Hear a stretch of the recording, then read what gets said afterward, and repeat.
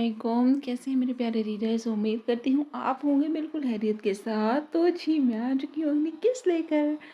किस जनाब, ये काफ़ी धमाकेदार होने वाली है। इसमें काफ़ी कुछ कवर करने की और बताने की कोशिश की गई है। उम्मीद करती हूँ कि हमेशा की तरह ये वाली एपिसोड भी आपको पसंद आएगी।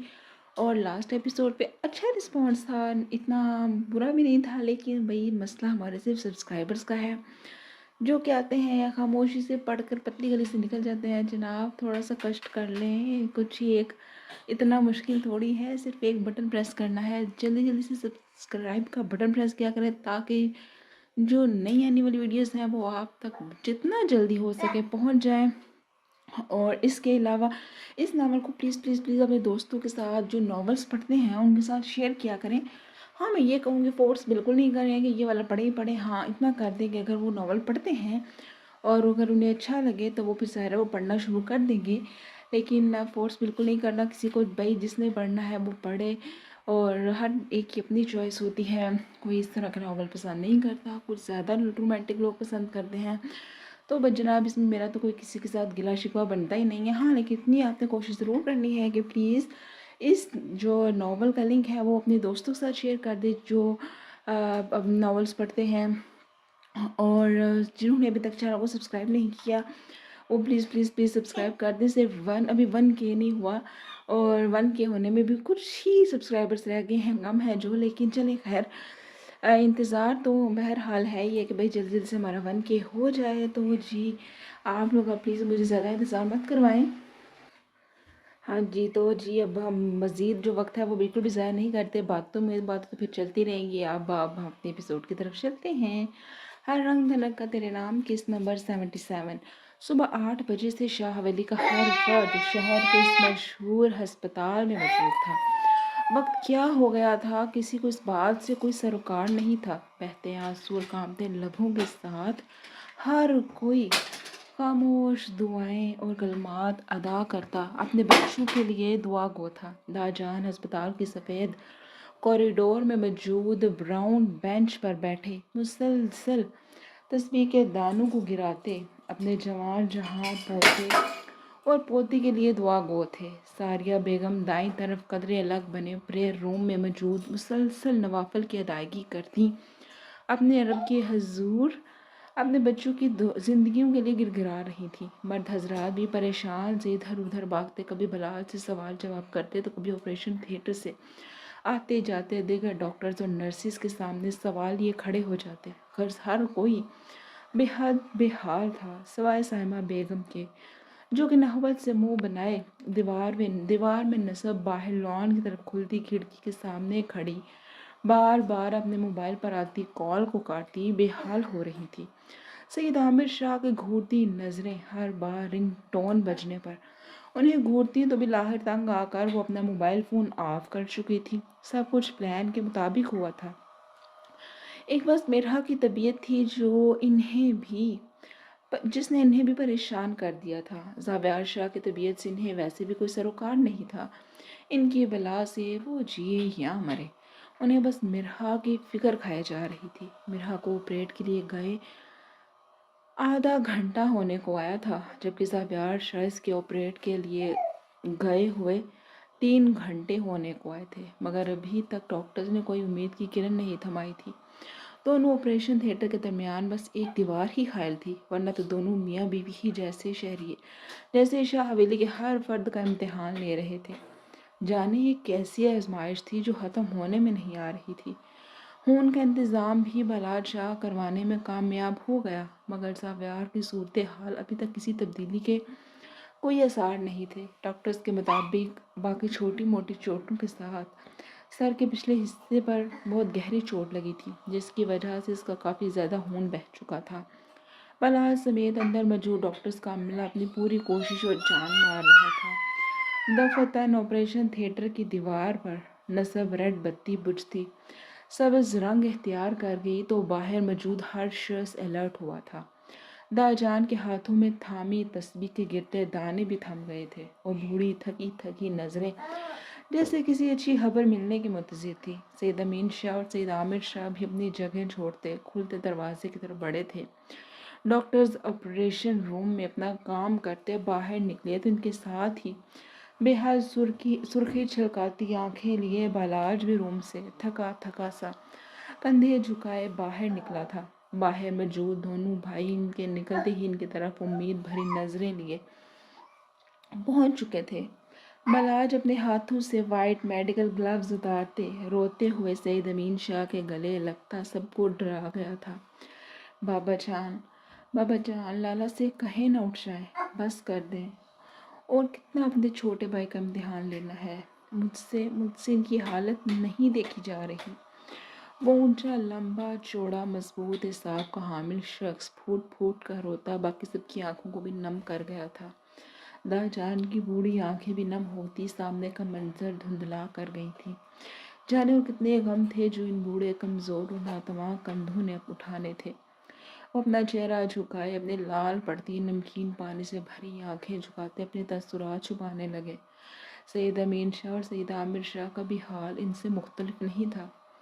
ایک طرف جوان خوبرو بیٹا تھا تو دوسری طرف ان کی بیٹی کا شوہر اس کی زندگی کا امین بھی تھا۔ سید امین شاہ بھی ضبط سے لال پڑتی آنکھوں اور کانپتے ہاتھوں سے بالاج کے کندھے کو تھپکتے اس کے ساتھ ساتھ جیسے خود کو اور باقی سب کو بھی حوصلہ دینے لگے تھے۔ صبر کرو بیٹا، ہمت سے کام لو، خدا اپنے بندے پر اس کی ہمت سے زیادہ بوجھ نہیں ڈالتا۔ یقیناً ہمیں بھی وہ کسی امتحان میں نہیں ڈالے گا۔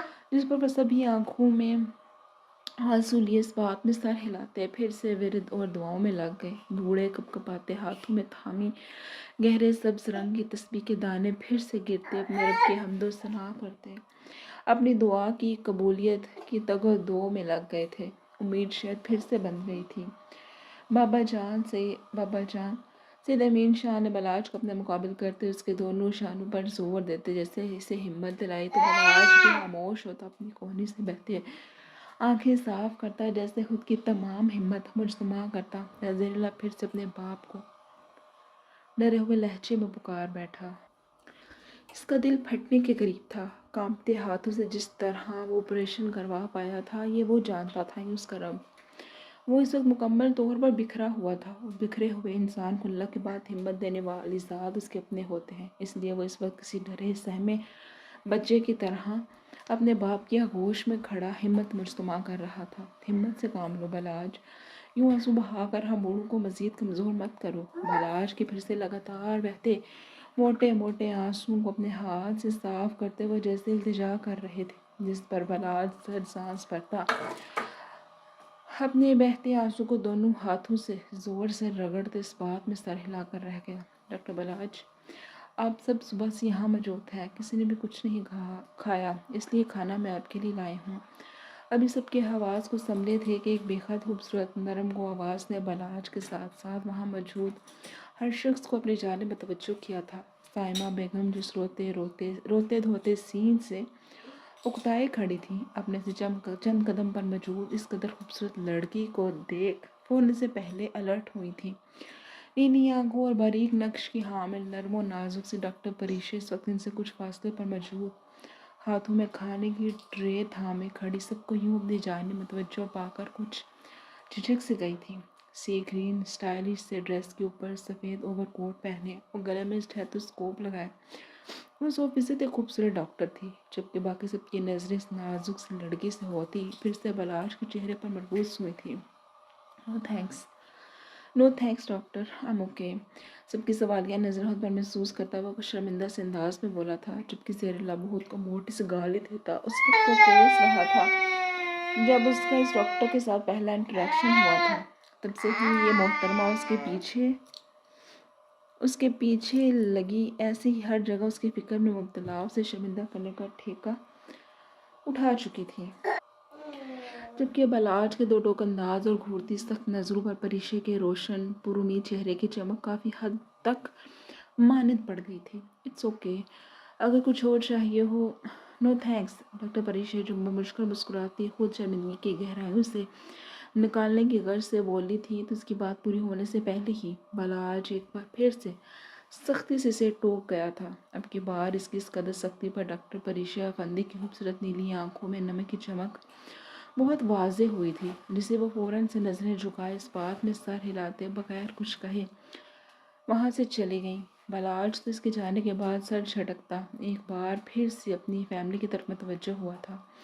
براؤن بینچ پر بیٹھے اپنے بوڑھے خاموش تاجان کو دیکھ وہ سعید امین کے آنکھوں کے اشارے پر ان کی طرف بڑھتا ان کے کمزور ناتواں وجود کو اپنے مضبوط حصار میں لیتا ان کی ہمت باندھنے لگا تھا، جبکہ سائمہ بیگم کی پرسوچ چال باز نظروں نے تب تک پریشے کے کمر پر موجود لمبے گھنے براؤن بالوں کا دیدار کیا تھا، جب تک وہ نظروں سے مکمل طور پر اوجھل نہیں ہو گئی تھی۔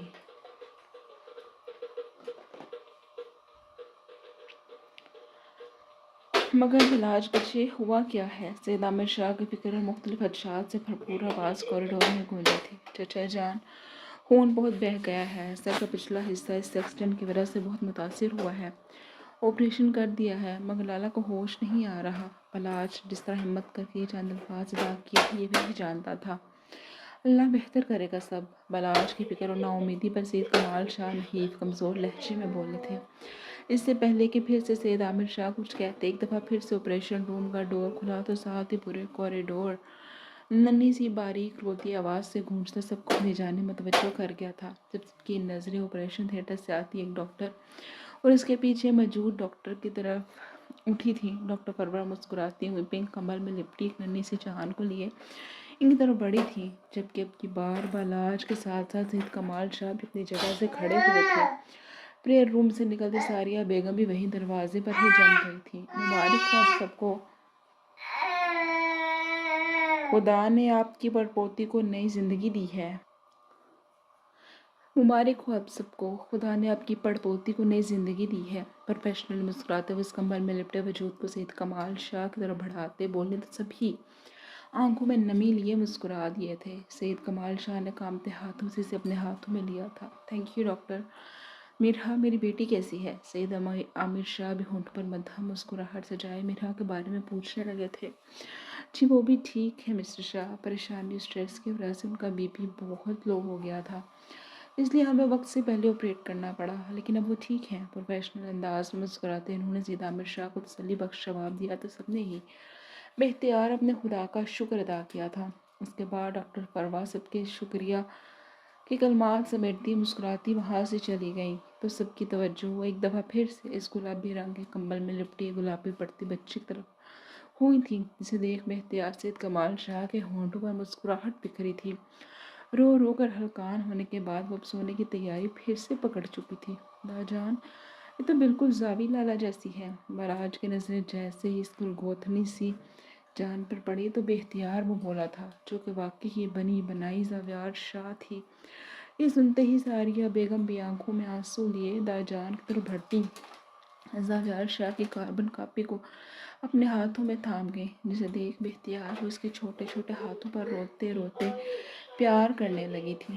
باقی سب کا حال بھی کچھ مختلف نہیں تھا، سبھی باری باری سے تھامتے سے پیار کرتے جیسے اس میں اپنا ہر رشتہ ڈھونڈنے لگے تھے۔ سید عامر شاہ کا تو وہ چھوٹی سی مرہا ہی لگی تھی، ہاں اسے زاویار شاہ سے نقش رائے تھے، مگر اس کے چہرے پر معصومیت اور ملائمت بالکل مرہا شاہ کی تھی۔ سبھی اپنے رب کے شکر گزار تھے کہ جس نے زاویار شاہ کی بیوی اور اولاد کو صحت دی تھی۔ ان دکھی اور تکلیف دہ لمحات میں سکون کے چند پل ملے تھے۔ اب بس سب کو ہی زاویار کے ہوش میں آنے کا انتظار تھا۔ بلاج سے اپنی بھتیجی کا نام بھی خود رکھنا چاہتا تھا، مگر اسے اس وقت سب سے زیادہ فکر زاویار کی تھی۔ ایک دفعہ وہ ٹھیک ہو جاتا پھر اس کے بعد تو وہ یہ خوشی پوری دھوم دھام سے منانے کا ارادہ رکھتا تھا۔ آہل خانزادہ اس وقت تپتی دھوپ میں کھڑا زرش کا بے صبری سے انتظار کر رہا تھا۔ پولیس یونیفارم میں ملبوس، آنکھوں پر بلیک سن گلاسز لگائے وہ اس وقت ماحول پر مکمل طور پر چھایا ہوا جانے کتنی ہی لڑکیوں کے دل دھڑکا رہا تھا، مگر اسے کسی سے بھی کوئی لینا دینا نہیں تھا، اور جس سے تھا وہ تو الگ ہی ٹریک پر چلتے اسے صحیح ذلیل کر رہی تھی۔ وائرس کے کہنے پر وہ صبح سے صبر کی گھون پر تھا، جلتے توے پر بیٹھا بے حال ہو رہا تھا۔ صبر اور آہل خانزادہ مکمل طور پر دو الگ الگ اور اپوزٹ چیزیں تھیں۔ وہ صرف وارث کو سمجھانے پر زرش کے یونی سے فری ہونے تک کا ویٹ کر پایا تھا، ورنہ اس کے لیے زرش کی کلاس روم تک پہنچنا کوئی مشکل کام تو بالکل بھی نہیں تھا۔ ایک طرف کوئی مشکل کام تو بالکل بھی نہیں تھا۔ ایک طرف فارس نے اس کے ہاتھ پاؤں باندھے ہوئے تھے، مگر جانتا وہ یہ بھی تھا کہ زیادہ دیر تحمل اور صبر کا مظاہرہ وہ نہیں کر سکتا تھا۔ دراصل صبح زرش کے جانے کے بعد جب وہ واش روم سے نکلا تو روم میں زرش کا نام و نشان تک نہیں تھا۔ اسٹڈی ٹیبل پر نظر ڈالی تو خالی ٹیبل الگ اس کا منہ چڑھا رہا تھا، ماتھے پر بل ڈالے سب سے پڑتے لال چہرے اور آنکھوں کے ساتھ وہ کمرے میں موجود باہر لان کی جانب کھلتی کھڑکی کی طرف بڑھا تھا۔ پردے کو سرکا کر دیکھا تو زرار کی گاڑی کو نہ پا کر اس کے شک و یقین کی مہر لگ چکی تھی۔ اپنے جبڑے سختی سے بھینچے، وہ ہاتھ میں تھاما سفید ٹاول جس سے وہ اپنے بال رگڑتے باہر نکلا تھا، اسے گول مول کرتا زمین کی زینت بنا چکا تھا۔ دونوں ہاتھ کمر پر رکھے وہ اس وقت ضبط کی انتہاؤں پر تھا۔ کچھ دیر یوں ہی بے چینی سے روم کے چکر کاٹتا وہ اگلا لاحق عمل تیار کرنے لگا تھا۔ یہ لڑکی تو آج نہیں اس کے ہاتھوں سے بچنے والی۔ فوراً سے پہلے ادھر ادھر نظریں گھماتا وہ اپنا موبائل فون اور جیب کی کیز ڈھونڈنے لگا۔ بلینکٹ کو ادھر ادھر پٹکتا وہ اس وقت سنجیدگی سے موبائل فون ڈھونڈنے کے ساتھ ساتھ سخت غصے کا شکار بھی معلوم ہو رہا تھا۔ اسے رہ رہ کر زرش پر تپ چڑھ رہی تھی۔ جتنا وہ جلدی کرنا چاہ رہا تھا اتنی ہی اسے دیر ہو رہی تھی، کیونکہ موبائل فون تو مل کر نہیں دے رہا تھا۔ پورا بلینکٹ اکٹھا کرتے ہوئے اسے جھاڑ چکا تھا مگر موبائل فون نہ ملا کہ تبھی اس کے موبائل فون کی رنگ ٹون بجے، جو کہ بیڈ کے بالکل کنارے پر پڑا چیخ چیخ کر خود کی یہاں موجودگی کا اعلان کرنے لگا تھا۔ جس پر راحل ہاتھ میں اٹھائے بلینکٹ وہیں پٹکتے اپنے موبائل فون کی طرف بڑھا تھا۔ الٹے پڑے موبائل کی اسکرین کو سیدھا کیا تو سامنے ہی فارس خانزادہ کا نام موبائل فون پر جگمگاتا نظر آنے لگا تھا۔ ہاں بول۔ گرین آئیکن کو سوائپ کرتے وہ ڈریسنگ میرر پر پڑی اپنی جیب کی کیز کی طرف بڑھتا فارس سے مخاطب ہوا تھا۔ کیا بولوں میں؟ تمہارا دماغ خراب ہو گیا ہے کیا؟ یہ کیا حرکتیں کرتے پھر رہے ہو؟ فارس کے لہجے اور سوال پر راحل کے روم کے دروازے کی طرف بڑھتے قدم رکے تھے۔ کیا مطلب ہے تیری اس بکواس کا؟ ماتھے پر بالوں کا جال ڈالے وہ پہلے ہی کم پریشان نہیں تھا، اوپر سے فارس کے سوال جواب نے رہی صحیح کسر پوری کر دی تھی۔ ماتھے پر پڑے بکھرے بالوں کو ہاتھ سے پیچھے کرتا وہ سنجیدگی سے گویا ہوا تھا۔ زرش کی مجھے کچھ ٹائم پہلے کال آئی تھی۔ زرش کے نام پر راحل اپنے ہاتھ کی مٹھی بھینچ کر رہ گیا تھا، جبکہ بغیر کچھ بھی کہے خاموشی سے وہ دوسری طرف سے بات پوری ہونے کا منتظر تھا۔ دیکھ میرے بھائی، میری بات سن۔ تم کیوں اس پر اتنا روب جھاڑتے ہو؟ کبھی اس کی مان لیا، سن لیا کرو۔ آگے بول، آگے کیا کہا اس نے؟ فارس کے بھاشن سے تنگ آتے وہ فارس سے زرش کی بابت سوال کرنے لگا تھا۔ کیا کہے گی وہ بیچاری؟ روتے ہوئے وہ تمہاری ہی دھون سے زبردستی کا بتا رہی تھی۔ دوسری طرف بالکونی میں کھڑا فارس تنگ آتے بولا کہ آہل کی عقل میں واقعی کوئی بات نہیں گھستی تھی۔ اچھا، اپنی بیوی سے تعلق بنانا کب سے زور زبردستی کے زمرے میں آنے لگا تھا؟ آہل اب کی بار قدر غصے سے بولا تو دوسری جانب فارس دو پل کے لیے چپ ہوا تھا۔ آہل بھی اس کی خاموشی محسوس کرتا سمجھ چکا تھا کہ یقیناً اسے اس کے ساتھ بدتمیزی کرنا اچھا نہیں لگا تھا۔ دیکھ فارس، وہ بیوی ہے میری، ہر لڑکی کی زندگی میں یہ وقت آتا ہے۔ اس میں اتنا اوور ایکٹ کرنا کیا ضروری ہے؟ میرے تو سمجھ سے باہر ہوتی جا رہی ہے یہ لڑکی۔ فارس کے چپ ہونے پر آہل خود ہی سرد سانس بھرتا فارس اس بار قدرے صبر سے مخاطب ہوا تھا۔ دیکھو آہل، میں تمہارے پرسنلز میں کبھی نہ دخل اندازی کرتا گر جو مجھے زرش کا فون نہ آیا ہوتا اور مجھے اگر تیری فکر نہ ہوتی۔ فارس آہل کے دھیمے پڑنے پر پھر سے سمجھانے لگا تھا۔ وہ بہت رو رہی تھی یار، اور وہ صرف ایک ہی بات کر رہی تھی کہ تم اس پر روب جھاڑتے ہو، اپنا آپ اور یہ رشتہ اس پر تھوپتے ہو۔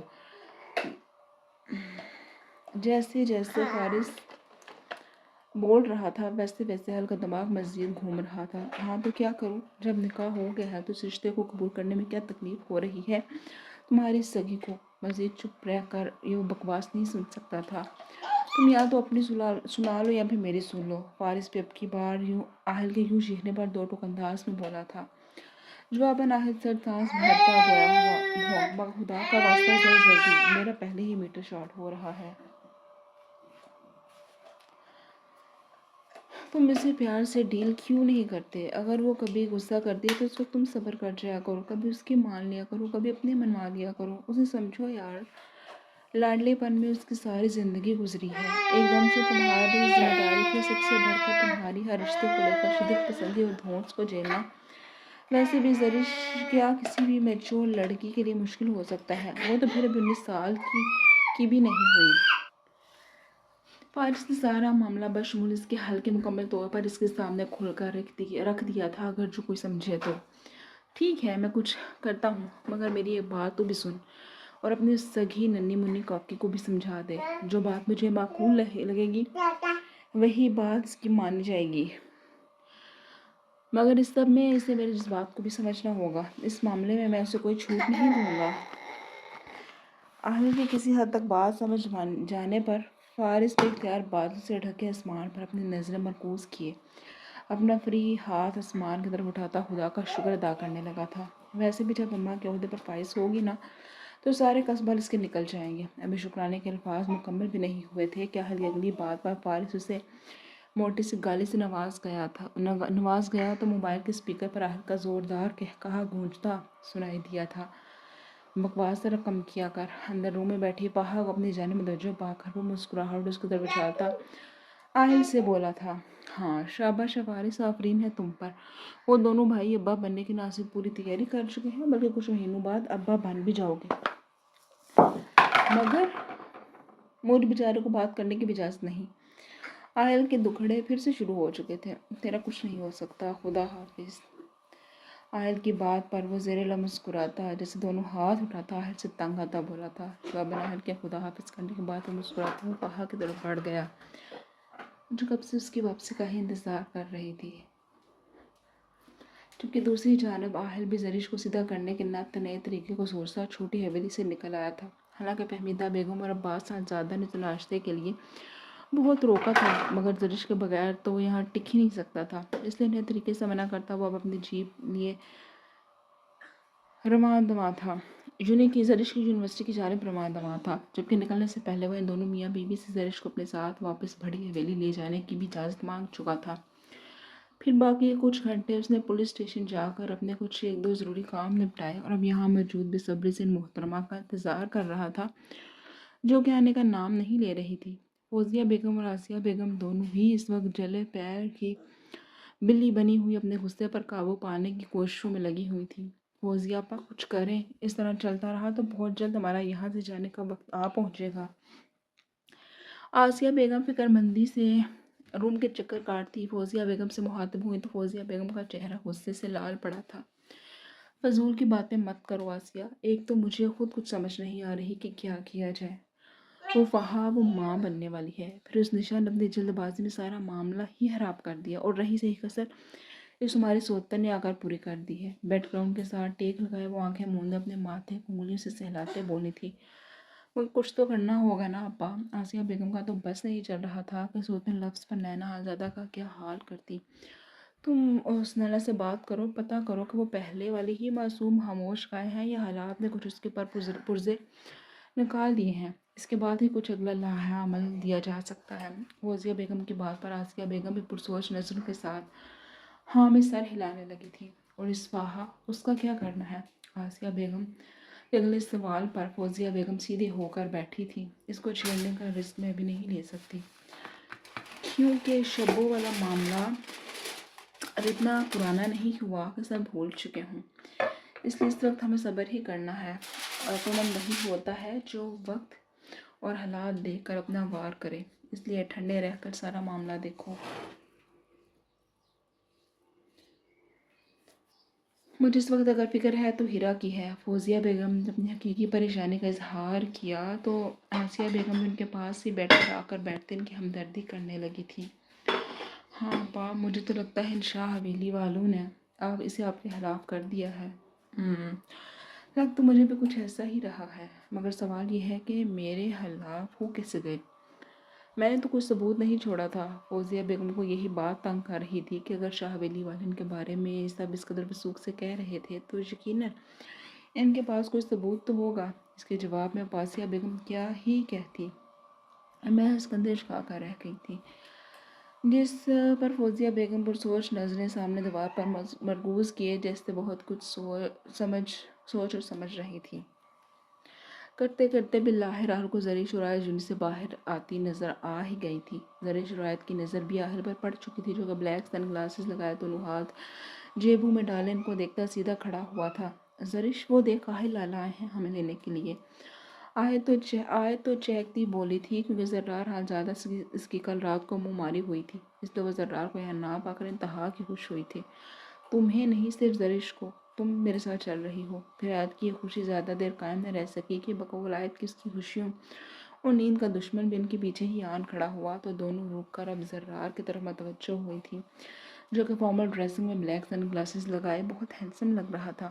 آیت کا تو زرار کو دیکھ کر ہی منہ بن گیا۔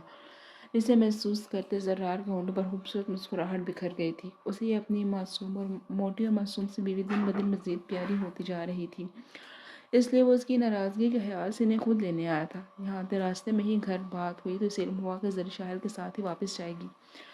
دوسری طرف آہل بھی زرار کو دیکھ ان تینوں کی جانب ہی بڑھا تھا۔ زرار لالا، مگر ان کے ساتھ کیوں جاؤں؟ مجھے آپ کے ساتھ گھر واپس جانا ہے۔ جب آہل کے قریب پہنچا تو زرش کے الفاظ بخوبی اس کے کانوں تک پہنچتے اسے لب بھیجنے پر مجبور کر گئے تھے، جبکہ اپنے بالکل قریب ہی آہل کی خوشبو محسوس کرتے ہوئے قدرے زرار کے ساتھ لگی تھی۔ ہاں، تم گھر ہی جا رہی ہو، مگر اپنے گھر؟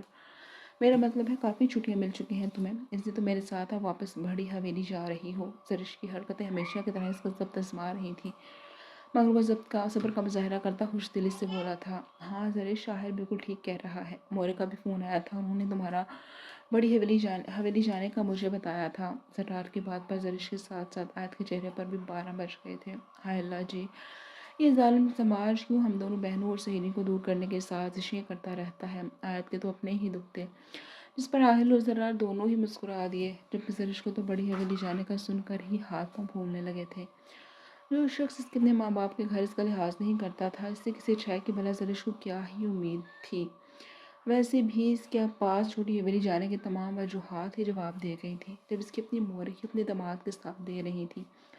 تمیدہ بیگم کے اس قدم نے زرش کے دل میں ایک نئی گانٹھ باندھ دی تھی، مگر وہ یہ سمجھنے سے بھی قاصر تھی کہ اس کی موریں جو بھی کر رہی تھی وہ زرش کی بھلائی کے لیے ہی کرتی تھی۔ اوکے زرش گڑیا، اب ہم چلتے ہیں، تم لوگ بھی احتیاط سے جاؤ۔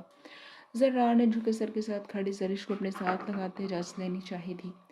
خیال رکھنا ہے اس کا، آہل کے گلے لگتے وہ ہمیشہ کی طرح آہل کو وارن کرتا بولا تو وہ مسکراتے محض اس بات میں سر ہلاتے، ماتھے پر ہاتھ لے جاتے سلیوٹ کرتا یوں ظاہر کرنے لگا جیسے حکم کی پاسداری ہوگی۔ اس کے انداز پر زرش کی طرف شرارتی نظر سے دیکھتی آیت نے اپنی مسکراہٹ روکی تھی۔ پھر آیت بھی زرش کے گلے لگتی زرار کے پیچھے ہو لی، جبکہ ان دونوں کے جانے کے بعد آہل زرش کے قریب ہوتے اسے سوچ میں گم دیکھ اس کا ہاتھ تھامے اپنی پولیس جیپ کی طرف بڑھ گیا تھا۔ اب اگر نیا پاکستان بن گیا ہو تو ہمیں بھی چلنا چاہیے، نہیں؟ یہی ایک جملہ تھا جو آہل کے منہ سے ادا ہوتا زرش تک پہنچا، جس پر وہ بھی سر جھٹکتی آہل کے ہم قدم چل پڑی تھی۔ آغا جان، یہ حمایت پا کر زیادہ ہواؤں میں مت اڑنا نینا میڈم۔ اپنے روم کی طرف جاتے نینا حالزادہ کے قدم اس جانی پہچانی آواز پر تھمے تھے۔ پیچھے مڑ کر دیکھا تو اپنے سامنے واجد حالزادہ کو کھڑے پا کر وہ سر سانس بھر کر رہ گئی تھی۔ یہ پہلی بات چیت تھی جو ان دونوں کے مابین براہ راست ہوئی تھی، ورنہ تو جب سے آئی تھی محض نظریں ہی ان کو سونپی گئی تھیں۔ کیوں آپ کو کس بات کا ڈر لاحق ہو گیا ہے واجد صاحب؟ نینا حالزادہ چہرہ اور رخ موڑے اور واجد حالزادہ کا بالکل مقابل آن کھڑی ہوئی تو واجد حالزادہ ان کے معصوم چہرے اور کام پرسکون طبیعت کے چام میں پھر سے خود کو بندھے محسوس کرنے لگے تھے۔ یہ پہلی عورت تھی جس نے واجد حالزادہ کے دل کو مکمل طور پر اپنے قابو میں کر لیا تھا۔ آج بھی شاید واجد حالزادہ کے اندر نینا حالزادہ کے لیے محبت موجود تھی۔ کہتے ہیں جہاں کچھ باقی ہو وہیں پر ہی نفرت کا پودا بھی پروان چڑھتا ہے، ان کے معاملے بھی شاید یہی تھا۔ ہر بار جب انہیں نینا حالزادہ کی اپنے ساتھ کی گئی بے وفائی یاد آتی تو ان کے دل کے ہزار ٹکڑے ہو جاتے۔ اپنے جذبات کی توہین یاد آتی انہیں آگ لگا دیتی تھی، جس میں ہر بار ان کی اولاد کو جلنا پڑتا تھا۔ مجھے نہ تو کبھی کوئی ڈر پہلے لاحق ہوا ہے اور نہ ہی آگے کچھ ایسا ہونے کے امکانات ہیں۔ ہاں، مگر تم میری ایک بات یاد رکھنا، تمہاری اور تمہاری اولاد کی نہ تو مجھے پہلے ضرورت تھی اور نہ ہی آگے ہوگی، اس لیے جتنا جلدی ہو سکے اپنا بوریا بستر سمیٹو اور چلتی بنو یہاں سے۔ اپنا غصہ ہمیشہ کی طرح وہ تلخ الفاظ سے دوسرے میں منتقل کرنے کے عادی تھے، اس لیے ابھی بے حسی سے بولتے وہ نینا حالزادہ کے دل کے ہزار ٹکڑے کر گئے تھے۔ دوسری طرف نینا حالزادہ اپنے یہ تجزیات میں گم تھی۔ انہیں واجد حالزادہ کا انداز بھی ویسا ہی لگا تھا جیسا چند سال پہلے لگا تھا۔ ہاں مگر اب شاید 2 جوان بیٹوں کا غرور بھی اس میں شامل ہو گیا تھا۔ اتنا غرور بھی انسان پر نہیں جچتا واجد صاحب۔ میری اور میری اولاد کی فکر کرنے کی آپ کو ضرورت نہیں ہے۔ ہم بہت اچھے سے جانتے ہیں کہ ہم نے کیسے اپنے آپ کو اکیلے سنبھالنا ہے۔ نینا خانزادہ کو آج بھی ان کی سوچ اور بے حسی پر دکھ ہوا تھا، مگر اب فرق صرف اتنا تھا کہ پہلے یہ دکھ اور بے حسی انہیں تکلیف دیتی تھی، مگر اب نہیں۔ اب انہیں اس کی عادت ہو گئی تھی، اس لیے کم تکلیف ہوئی تھی شاید۔ اچھی بات ہے، مجھ سے کوئی امید رکھنے کی ضرورت بھی نہیں۔ جتنا جلدی ہو سکے نکلو یہاں سے۔ نینا خانزادہ کی بات پر واجد خانزادہ کو اپنے اندر حالی پن اترتا محسوس ہوا تھا۔ کچھ تھا جس کی کمی آج تک پوری نہیں ہو سکی تھی۔ انہیں نینا خانزادہ کی بات پر غصے نے آ گھیرا تھا، اس لیے وہ تلخی سے کہتے وہاں سے جا چکے تھے، جبکہ ان کے جانے کے بعد نینا خانزادہ نے اپنی آنکھوں میں حیا سکونہ محسوس انداز میں صاف کرتے اپنے روم میں بند ہوئی تھی، جبکہ وہیں پلر کی اوٹ میں چھپی کھڑی آسیہ بیگم کے چہرے پر پرسکون مسکراہٹ اور اندر تک طمانت بکھر گئی تھی۔ انہیں تو لگا تھا کہ اپنی پہلی خوبصورت ترین بیوی کو دیکھ کر واجد خانزادہ کو پچھتاوے کی سانپ نہ گھیر لیں، مگر یہاں کی صورتحال دیکھ انہیں سکون مل گیا تھا کہ چلو ایک محاذ پر تو ابھی تک وہ فاتح تھیں۔ وہ طنزیہ مسکراہٹ ہونٹوں پر سے جائے فوزیہ بیگم کے روم کی طرف بڑھ گئی تھی تاکہ یہ خبر ان تک بھی پہنچا سکیں۔